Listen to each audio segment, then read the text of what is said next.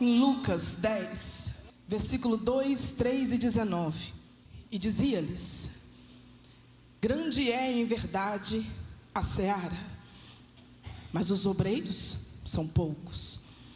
Rogai, pois, ao Senhor da seara, que envie obreiros para a sua seara.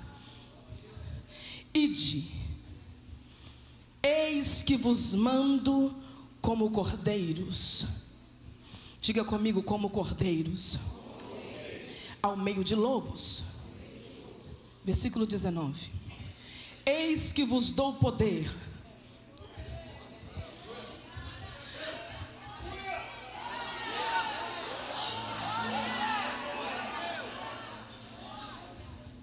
para pisar serpentes e escorpiões e toda a força do inimigo, e nada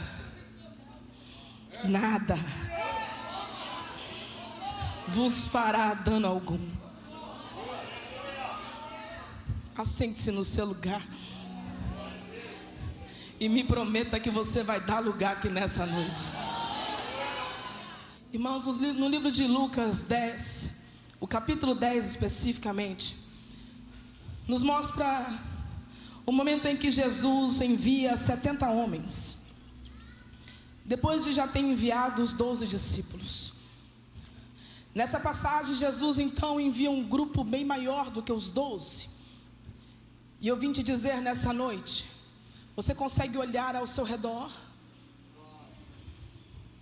Jesus enviou 12, depois enviou 70. E eu estou falando para você olhar ao seu redor, para você ter uma ideia de quantos Ele está enviando aqui nessa noite. Um dos princípios que o Senhor veio nos ensinar com essa passagem é que a sua obra é grande e os trabalhadores são poucos. E alguém me diz assim: mas Kênia, ou pastora Kênia, ou Keninha, como muitos dizem, como assim os trabalhadores são poucos? Somos uma nação praticamente cristã. Lá na minha terra somos um povo, temos uma cidade no Espírito Santo conhecida como a cidade mais evangélica do Brasil, que é Cariacica. Como assim os trabalhadores ainda são poucos? Jesus estava nos dizendo que os trabalhadores são poucos em relação ao tamanho da seara, porque a seara é muito grande, o campo é muito grande. O povo que precisa ouvir a mensagem da cruz é um povo que está maior do que o povo que está disposto a levar a mensagem da cruz. Aí no 2 vai dizer assim: dizia-lhes: grande é em verdade a seara, mas os obreiros são poucos. Rogai, pois, ao Senhor da seara, para que Ele envie obreiros para a sua seara. Nós, enquanto igreja, estamos dispostos a orar por esses obreiros. Nós precisamos orar para o Deus da seara, porque só Ele pode levantar, só Ele pode erguer do monturo necessitado, só Ele pode levantar alguém que ninguém dá nada, só Ele pode levantar alguém que precisa, alguém que deseja, no meio da tua obra, para levar as boas novas do Evangelho. E eu queria que você nessa noite se comprometesse comigo e com o Senhor e com os anjos que estão nesse lugar, a orar para que Ele envie mais obreiros para a sua seara. Você não pode desistir da sua família, você não pode desistir dos teus filhos, porque eles às vezes são obreiros que estão parados. E o Espírito Santo de Deus me impulsiona a dizer isso nessa noite. É noite que alguém precisa voltar a rogar ao Senhor para que levante os meus filhos na seara. Senhor, levante a minha esposa na seara, levante, Senhor, o meu marido na seara. Tu não pode desistir deles. Você não foi chamada para desistir, você não foi chamado para desistir. Deus te chamou para dar um passo adiante, assim como Jesus deu em relação à cruz. É tempo. Aí no versículo 3 vai dizer assim: ide. Eu queria que você repetisse comigo isso. Você pode dizer ide. Agora faz assim com aquela voz de vaso de profeta, fala ide. Olha isso. Algumas vezes durante a minha mensagem, ou até mesmo nas minhas palestras e ministrações, eu gosto muito de pedir ao público, aqueles que me ouvem, para que repitam aquilo que eu estou dizendo. E esses dias uma irmã lá em casa falou bem assim: pastor, por que as pessoas sempre pedem para a gente repetir alguma coisa? E eu falei: por quê, irmã? Ela falou: porque eu não gosto de repetir. Sincera, né? Trabalho lá em casa. Falei: por que isso, irmã? Falei: você não gosta? Eu falei: eu não gosto. Falei para ela: eu vou te dizer um ponto científico porque você deve repetir quando eu te pedir para você repetir. O seu cérebro trabalha de uma forma, e quando você profere alguma coisa, ele começa a trabalhar em prol daquilo que você proferiu. O seu cérebro entende como afirmativo aquilo que você profere. Então ele começa a mandar comandos para o seu comportamento, para que você se comporte a fim de que aquilo que você falou se torne verdade. Por isso, quando você diz assim: eu sou uma bênção, você começa a se comportar como quem é uma bênção. Quando você diz assim: eu vou prosperar, você começa a se comportar como quem vai prosperar. Quando você diz: meu filho é top, meu marido é maravilhoso, o seu comportamento se mandora, súbia, porque tu é criatura dele, e ele fez tudo do jeito para que você venha alcançar o milagre. Por isso você pode repetir em paz a partir de hoje, em nome de Jesus. A palavra ide vem do verbo ir, que é o mesmo de sai, parte, compareça, apareça, se apresente, caminhe, se locomova, se movimente, marche em direção a alguma coisa. Ou seja, ide é uma atitude de quem vai. Repita comigo: ide é uma atitude de quem vai. Diga: eu vou. Agora repita: eu vou. Diga mais uma vez, que é para o seu cérebro não ter sombra de dúvida. Diga: eu vou. Quem está indo está se movimentando. Quem está indo está fazendo alguma coisa. Quem está indo está marchando dentro do propósito. Quem está indo está sabendo que o propósito é anunciar as boas novas do Evangelho. Quem está indo está se locomovendo. Quem está indo não está olhando para a direita, não está olhando para a esquerda, porque o id é igual a marcha. Naramandocamandai súbia. Quando a Bíblia diz id, a Bíblia está falando marche, marche, marche. E soldado não marcha para trás, soldado não marcha para o lado. Soldado marcha para frente. Não se distraia. Não se distraia dentro do propósito. Quantos de nós na virada do ano, foi ou não foi, fizemos uma listinha de promessa? Nós já estamos em março, olha isso. Você vai dizer assim: mas meu Deus, o tempo está passando rápido. A Bíblia diz que os dias serão abreviados por causa da volta do Cordeiro. Está passando rápido porque ele já está vindo aí. Está passando rápido porque a trombeta vai tocar. Meu Deus do céu. Perceba que todas as palavras ligadas ao id, que eu disse: sai, parte, compareça, se apresente, são verbos. São verbos porque são uma palavra de ação. São palavras de ação. Todos os verbos representam uma ação. Ou seja, quem está dentro do id está cumprindo um verbo. Quem está se movimentando está ligado no verbo. Quem está se locomovendo está olhando para o verbo. Quem está marchando está dentro do propósito do verbo. Quem não está parada está ligada no verbo. Mas por que você está falando do verbo? Porque João 1 diz assim: no princípio era o verbo, e o verbo estava com Deus, e o verbo era Deus. Ele era o princípio com Deus. Todas as coisas foram feitas por Ele, e sem Ele nada do que foi feito se fez. Nele estava a vida, e a vida era a luz dos homens, e a luz resplandece nas trevas, e as trevas não a compreenderam. Ele é o verbo, Ele é o verbo, Ele é a ação, Ele é nos faz nos movimentar na presença de Deus. Quando Deus quis trazer movimento, Ele disse: eu vou mandar um verbo hoje. Eu não vou falar para você futucar ninguém, que dá vontade de dar.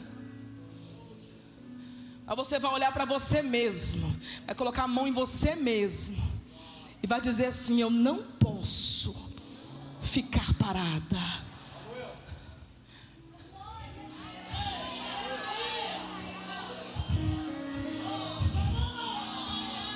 Pegando a mantura da mandoraçu. O do manto que mandará sai. E aí a Bíblia vai continuar dizendo ainda no versículo 3: eis que vos mando como cordeiros ao meio de lobos. E se eu posso dar um tema para a minha mensagem nessa noite, eu gostaria de falar: enviados como cordeiros. Interessante que quem falou sobre Cristo ser o verbo, no versículo 6 vai dizer assim: houve um homem enviado de Deus, cujo nome era João. João estava entendendo o id, João estava entendendo o verbo, e João estava entendendo: eu sou enviado porque estou como cordeiro. Mas por que depois do ponto de vírgula está dizendo assim, eis que vos mando como cordeiro ao meio de lobos? Para a gente poder entender mais um pouco sobre o cordeiro. Cordeiro está no grupo dos ovinos. A ovelha é a fêmea. Diga comigo: a ovelha é a fêmea, é a parte feminina disso tudo. O carneiro é o macho e o cordeiro é o filhote. A primeira coisa que nós precisamos entender é que para serem enviados por Jesus Cristo a uma obra, a um propósito, para estarmos dentro do nosso chamado, nós precisamos estar como cordeiros, porque Ele só envia quem está como cordeiro. Jesus só envia quem se posiciona como menor. Jesus só envia quem está na posição de filhote. Jesus só envia quem já entendeu, já entendeu que Ele cresça, que eu diminua, que Ele apareça e eu me constranja com a sua glória e todo o seu amor, infinita humildade, servo de todos os irmãos. Eu sinto muito se tem alguém que ainda está se achando na seara. Vai ficar parado até entender quem é na presença dele. Nós somos cordeiros da presença de Jesus. Tu é pequeno na presença da Amado. Quem brilha é Ele, quem pode é Ele, quem faz é Ele, quem desfaz é Ele, quem mata, ressuscita, faz nascer, faz aparecer e desaparecer. É Ele.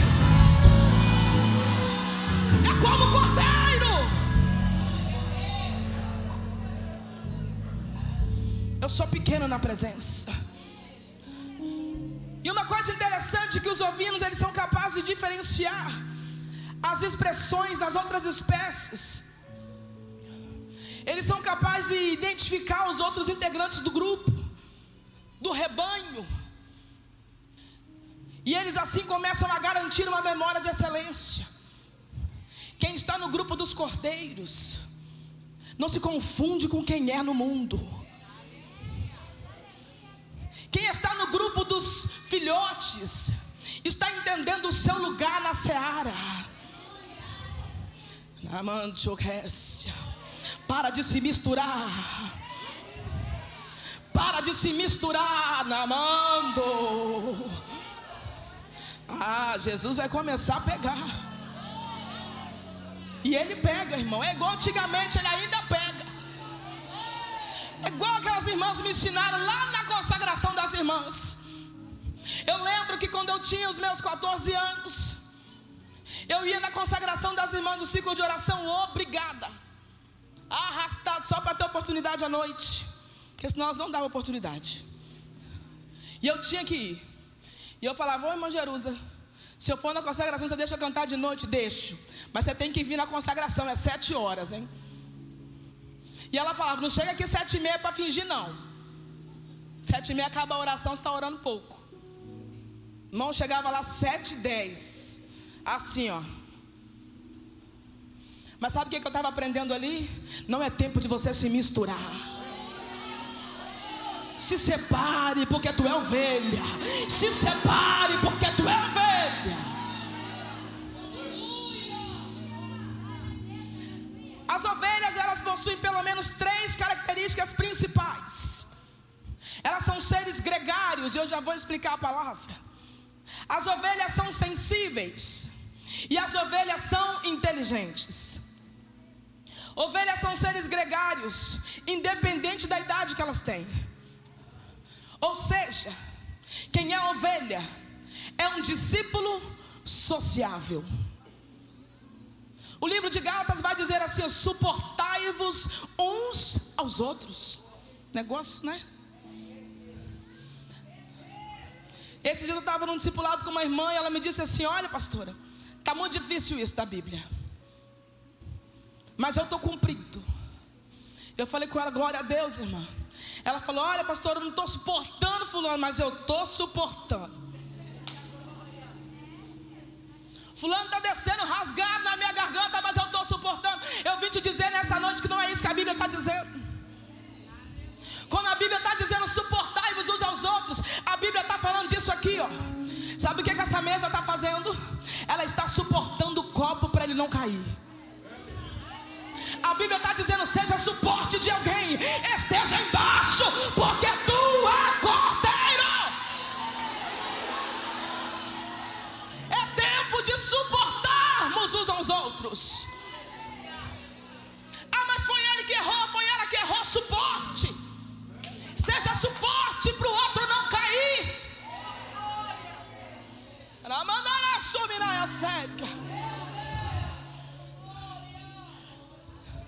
Os seres vivos que vivem em grupos se relacionam enquanto crescem. E eu não poderia aqui deixar de falar sobre a psicologia. A psicologia vai dizer que um ser gregário são humanos que sabem trabalhar em equipe.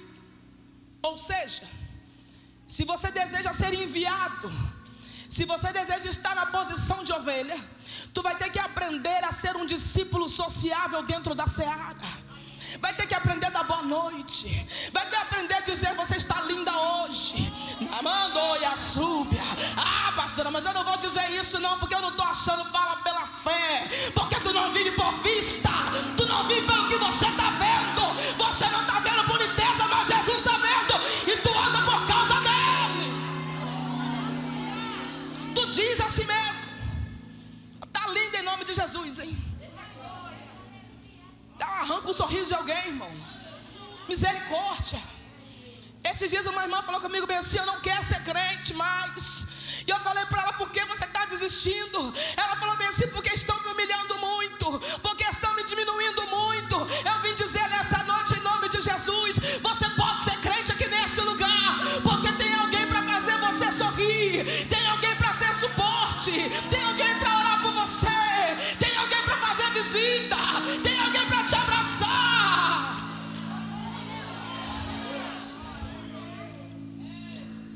Ainda falando sobre os seres gregários, quando a ovelha começa a se relacionar dentro do rebanho, ela continua crescendo. Você não precisa se preocupar com isso. Ah, eu não vou me misturar muito com o grupo, eu sou mais assim reservada. Cuidado. Tu não precisa se reservar tanto para crescer,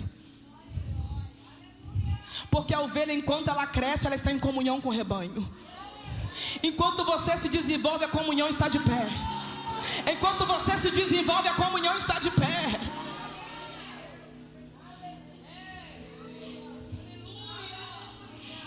Meu Deus, diga assim: enquanto eu cresço, eu vivo em comunhão.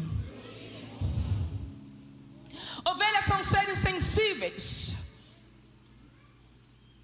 porque são discípulos de Jesus. Sensível mesmo que dizer apreciável, emocional, impressionáveis, empáticas, solidárias. Olha tudo que quer dizer a palavra sensível.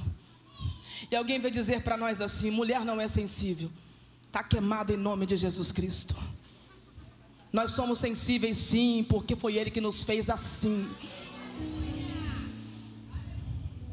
Alguém vai dizer assim: você não pode ser emocional. Se você não for uma pessoa emocional, você vai ser seco. As emoções fazem parte da vida humana. Você precisa ser emocional, porém não deve tomar as suas decisões pela sua emoção, porque a Bíblia vai dizer que enganoso é o coração do homem. Ah, não vou dar glória porque eu não estou sentindo, está sendo enganado pela sua alma.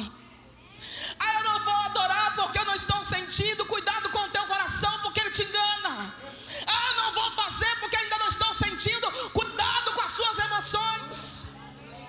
Tome as suas decisões por aquilo que você acredita, mas entenda que você vai se emocionar.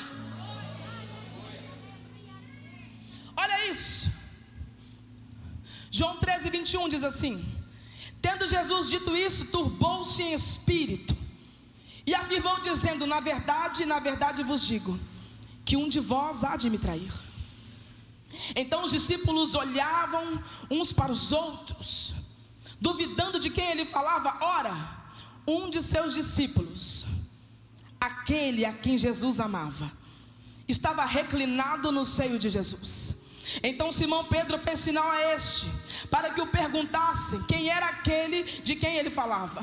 E inclinando-se sobre o peito de Jesus, disse-lhe: Senhor, quem é? E em seguida Jesus respondeu. Quem é ovelha reage de forma emocional em relação a Cristo. Perceba que Pedro se relaciona com Jesus. Pedro então impulsiona João a se relacionar com Jesus de uma forma empática, solidária e emotiva, no meio de uma traição. Como você reage em relação às coisas de Deus? Quais são as suas reações emocionais em relação à seara? Como nós, as ovelhas, temos reagido diante daquilo que acontece com as coisas de Jesus Cristo? Aqui a Bíblia está nos dizendo sobre o momento em que Judas seria então revelado.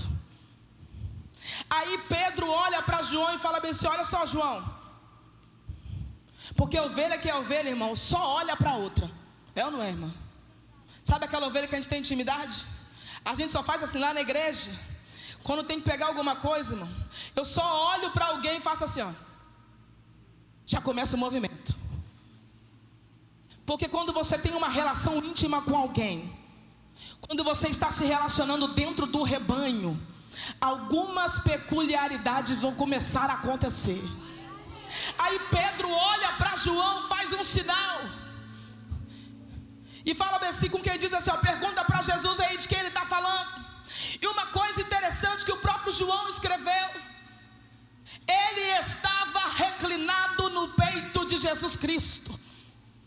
Pessoas que têm reações emocionais em relação à palavra não saem do lado de Jesus, não levantam a cabeça do peito de Jesus. Ele já sabe, a traição está acontecendo, mas eu estou no meu lugar. O negócio está pegando, mas eu não saio do Amadorece. Eu quero descansar nele. Ovelha que reage de forma emocional, ovelha que é sensível, ela começa a se preocupar com o sentimento de Cristo no meio da situação. Pedro estava preocupado, tinha 12 na mesa. E uma coisa interessante: quanto mais sensível você é, mais você entende que quem vai trair não é você. Pedro já sabia, não sou eu. Também não é João. João pergunta aí quem é. E a Bíblia vai dizer que João então inclina a sua cabeça, pergunta para Jesus, e Jesus Jesus responde. Jesus responde a quem está participando do processo. Gente que quer correr do processo não recebe resposta. Tu não pode correr do processo que você está na mesa, porque ali na mesa é a família que Jesus escolheu para você. Mesa é lugar de comunhão. Mesa é lugar de se assentar para se alimentar. Aonde você tem sido alimentado, ali é a sua mesa. Se o negócio está ficando ruim, você precisa entender, eu preciso estar do lado de Jesus. Eu não posso sair do lado dele. Se junta com Pedro, se junta com João, mas não sai do Banamante o resto. Não mandará súbia. Deixa Judas com o fardo dele. Uma coisa interessante que João escreveu, né? Aquele a quem Jesus amava. João é terrível, né? Ovelhas são inteligentes. Eu quero que você declare assim: eu sou uma ovelha inteligente. Vamos para o conceito de inteligência. A inteligência humana é uma qualidade mental que inclui as habilidades de aprender com a experiência, se adaptar às novas situações e compreender os conceitos abstratos e manipular o próprio ambiente. Isso é ser inteligente. Falando ainda de João, podemos perceber a sua inteligência por se declarar o discípulo amado. É como se eu fosse escrever a minha biografia e eu escrevesse assim: Kênia Gonçalves Rosa Passos, a mulher amada de Cristo. Aí alguém vai dizer assim: mas por acaso você é a mais amada? João não disse isso. João estava dizendo assim: eu sou amado dele. Não sei você, mas eu sou amado dele. Eu não sei como você se sente, mas eu sou amada dele. Eu não sei como você reage, mas eu na mantora súbia.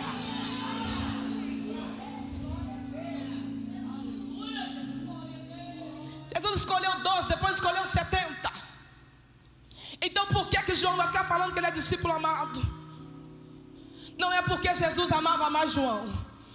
Eu vim te dizer nessa noite que alguém está prosperando, que alguém está vencendo. Não é porque Jesus ama mais, não. Jesus ama todos iguais. Ele morreu numa cruz só, derramou um sangue só, ressuscitou de uma vez. Ele não ficou, sabe, por um povo vou fazer assim, por outro povo vou fazer assado. Não foi. Foi por todos nós de uma vez só que ele morreu e ressuscitou.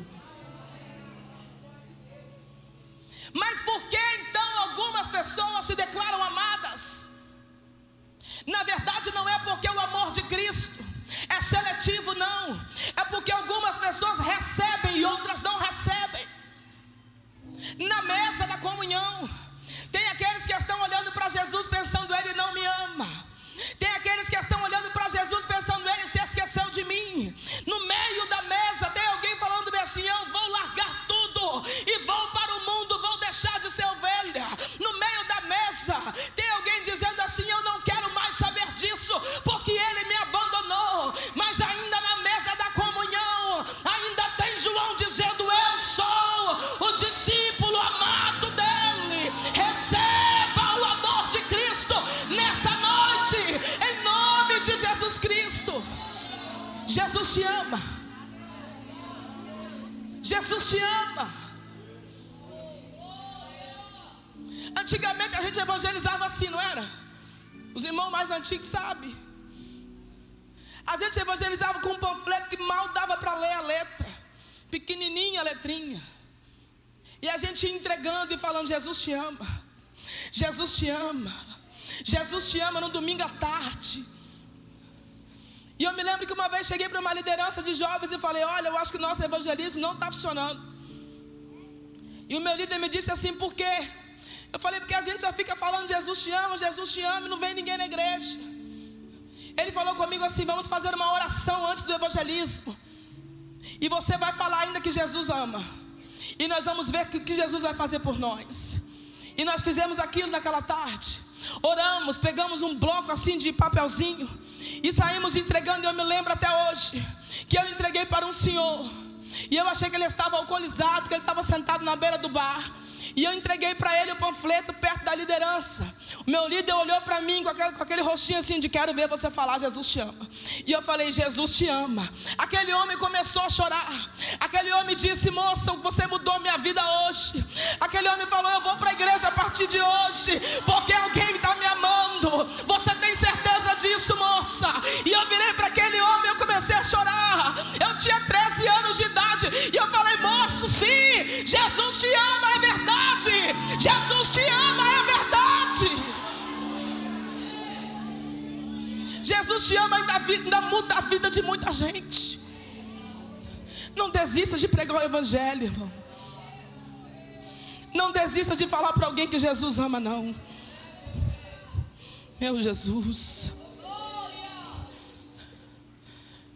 Se sentir amado reside na inteligência de reconhecer que Cristo é amor.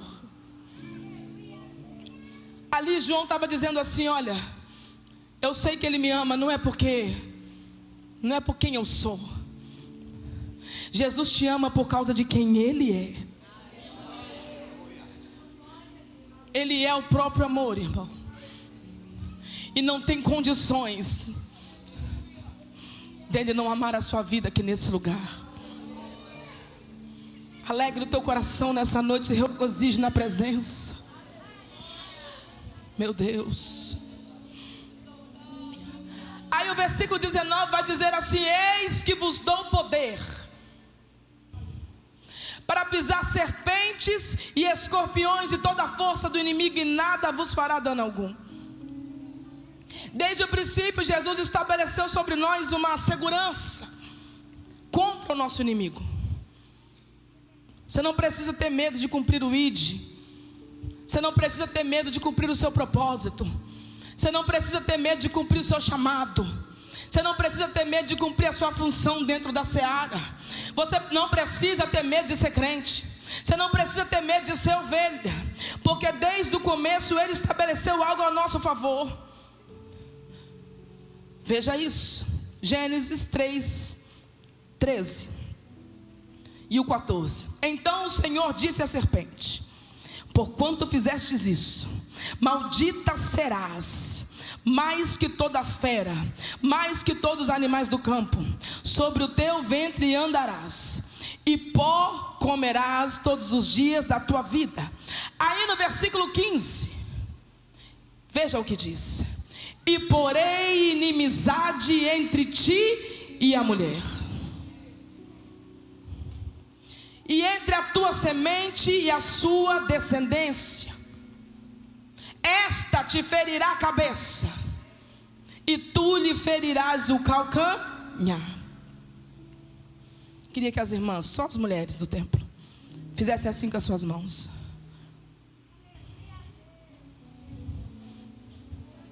Eu vou te explicar hoje porque você detecta uma cobra de longe.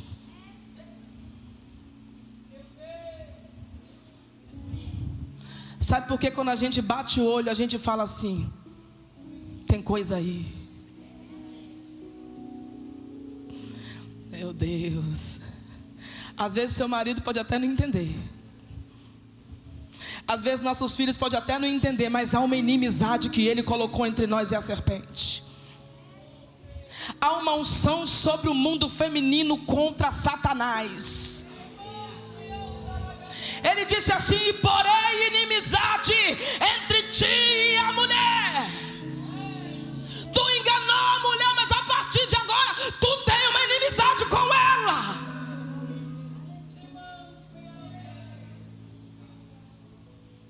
Feche a sua mão. Diga assim: a minha descendência pisará na cabeça da serpente. A minha descendência aramandaraço toramante naramanaramandóia subia da solamandaya cerca.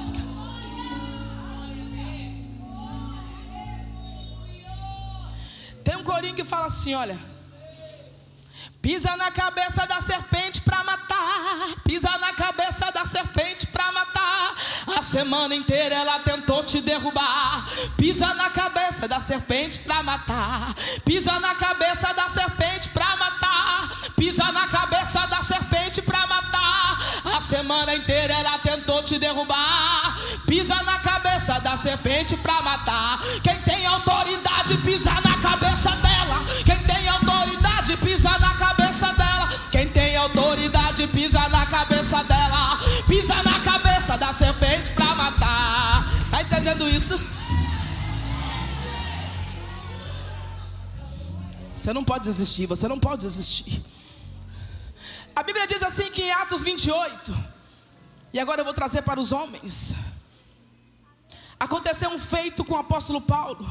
No versículo 3 diz assim, olha: Paulo ajuntou um monte de gravetos quando colocava no fogo. Uma víbora, fugindo do calor, prendeu a sua mão. Quando os habitantes da ilha viram a cobra agarrada na mão de Paulo, diga, na mão de Paulo tinha uma cobra agarrada. Eles disseram assim uns aos outros: certamente este homem é um assassino, pois tentando escapar do má, a justiça não lhe permite viver. Mas Paulo, sacudindo a cobra no fogo, não sofreu mal algum. Sabe aonde você tem que colocar a serpente? Ela mandou quer mandar a súbia. Serpente não suporta fumaça. Serpente não suporta adoração. Serpente não suporta a fumaça do Santo dos Santos.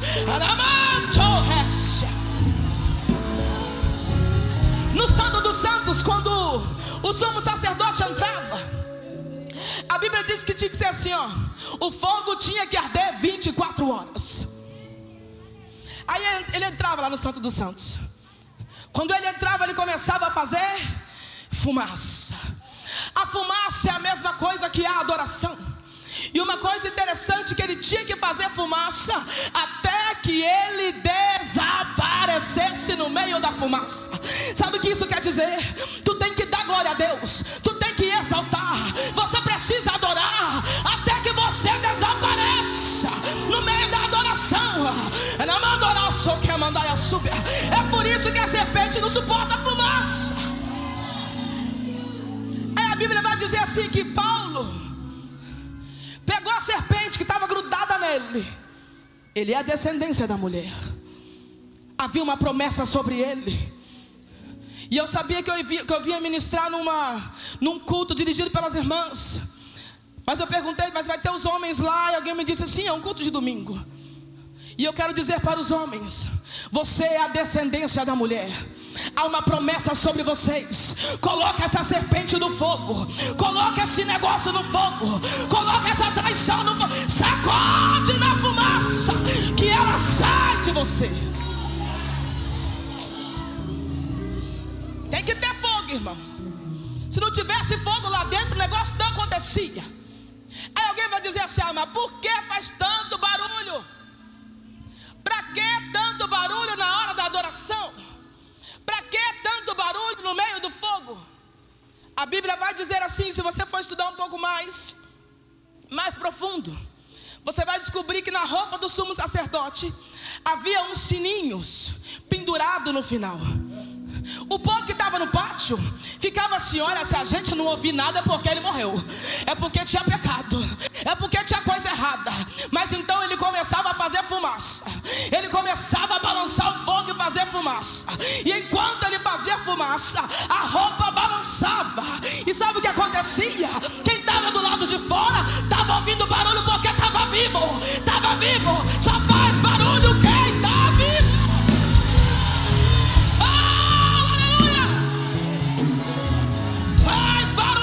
De adorador. Não desiste, não desiste. Mas por que a víbora, ou seja, a cobra venenosa? Isso eu aprendi com meu esposo. Um dia ele pregou e falou bem assim: víbora é uma cobra venenosa. Tinha veneno na cobra. Por isso que o pessoal da ilha falou assim: como é que esse homem não morre? Ele vai morrer, porque o que está picando ele aí não é só uma cobra, é uma víbora. Tem veneno dentro dela. Mas qual é a relação, pastora Kênia, dessa parte da palavra de Deus com sermos ovelhas? Veja o que acontece quando você vai relacionar uma serpente com uma ovelha.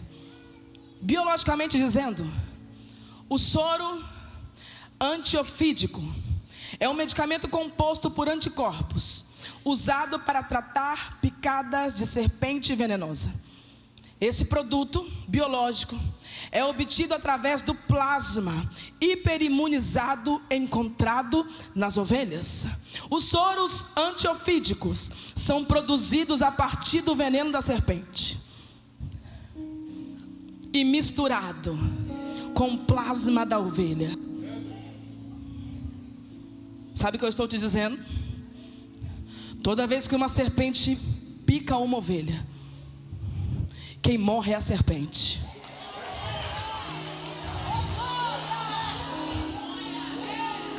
Aqui não, porque aqui tem plasma de ovelha. Ramandará súbia. Sabe o que acontece como qualquer ser humano? É picado por uma víbora.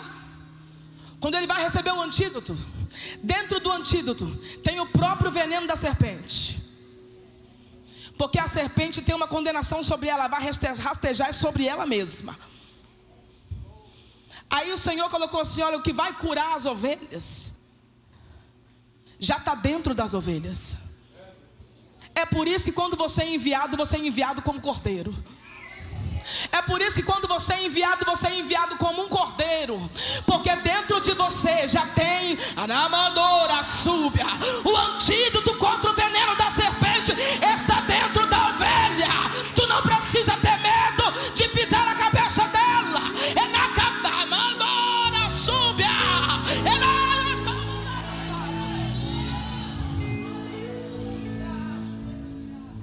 Toda vez que a serpente pica a ovelha, quem morre é a serpente.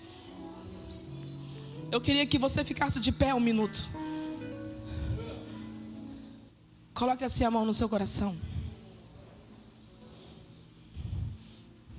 e diga assim: eu sou uma ovelha amada. Repita de novo, diga: eu sou uma ovelha amada. Dentro de você, dentro do seu DNA,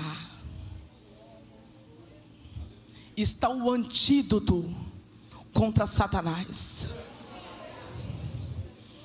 Se você soubesse quem você é na presença de Deus. Irmã, se nós soubéssemos quem nos chamou, a gente não ia ficar às vezes igual eu fico: não sei. Eu não sei se é para mim. Eu não sei se vai dar.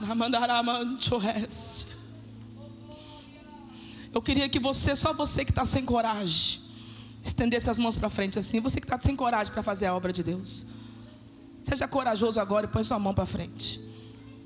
É declarando mesmo no mundo espiritual: eu estou sem força. Sabe, eu estou fraco. Porque Jesus vai te dar força aí agora. Eu quero orar por aquelas que estenderam a mão para frente. Em nome de Jesus Cristo, eu ministro uma força sobrenatural agora sobre a vida daquelas que precisam. Eu ministro uma consciência de ovelha agora, em nome de Jesus Cristo. Receba o toque do Espírito Santo de Deus. Receba um toque do Espírito Santo de Deus. Recebam o toque do Iavé da Mandara Súbia. Recebam o toque daquele que pode fazer. Recebam força daquele que tem. Recebam unção porque ele tem. Recebam, não mandará manchores. Recebam e sejam cheios da presença. Sejam cheios da presença. Sejam cheios da presença. Sejam cheios da presença. É simples, Ele é simples. Basta que você abra o teu coração nessa noite e Ele começa a te encher. Enquanto você está liberando a tua alma, Ele está enchendo o tamanchores. Libere as suas emoções na presença. Libere as suas emoções na presença. Jesus já está tocando, Jesus já está fazendo, porque eu não faço nada, eu sou cordeiro. Quem faz é Ele, quem faz a obra é Ele. Sabe por que você está sentindo isso? Porque Ele começou a derramar o poder dEle na tua vida agora. E em nome de Jesus Cristo, todo medo, todo espírito de covardia, olha isso. Que o Senhor te abençoe e te guarde. Que o Senhor sobre ti levante o seu rosto e que Ele tenha misericórdia de ti. Que o Senhor sobre ti levante o seu rosto, que Ele faça resplandecer o seu rosto sobre você e que Ele ponha em você a paz. E que seja sobre nós a graça do Senhor Jesus, o amor de Deus o Pai, a comunhão e a consolação do Espírito Santo de Deus. Todos nós que amamos e aguardamos a vinda de Jesus, digamos juntos: amém.